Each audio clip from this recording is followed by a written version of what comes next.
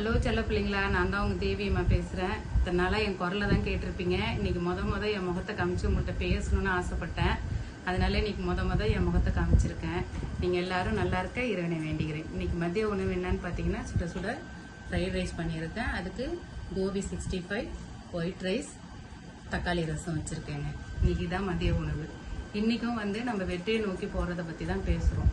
வெற்றியை நோக்கி போகும்போது வழியில எத்தனையோ மேடு பள்ளங்கள் வரும், முட்கள் வரும், கற்கள் வரும், எல்லாத்தையும் தாண்டி தான் நம்ம போகணும்.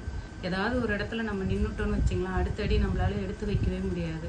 அதே போல நம்மளை நோக்கி வரக்கூடிய அத்தனை விமர்சனங்களையுமே நம்ம இந்த காதுல வாங்கி இந்த காதுல விட்டுறணுங்க.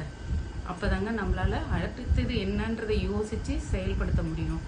என்ன நோக்கி எத்தனையோ விமர்சனங்கள் வந்திருக்கு, எத்தனையோ அவதூறுகளான பேச்சுகள்லாம் வந்திருக்கு, என்ன எவ்வளவோ அசிங்கப்படுத்திருக்காங்க. அதெல்லாம் தாண்டி தான் நான் இன்னைக்கு என்னோட இலக்கு எதுவோ அது நோக்கி பயணிச்சேன். நான் சின்ன பிள்ளையிலேருந்தே டீச்சர் ஆகணும்னே நினைச்சிட்டு இருந்தேன். கண்டிப்பா டீச்சராகவும் ஆனேன். ஒரு ஸ்கூல்ல போய் ஒரு 3-4 வருஷம் ஒர்க் பண்ணேன். நீ எதை நினைக்கிறாயோ அதுவாகவே ஆவான்னு சொல்லியிருக்காங்க. அதே போல நீங்க எல்லாரும் உங்க மனசுல என்னவா ஆகணும்னு நினைச்சு பயணிக்கிறீங்களோ கண்டிப்பா அது ஒரு நாள் உங்கள் பக்கம் வெற்றி அடையும். வாழ்க வளர்க. பாய்.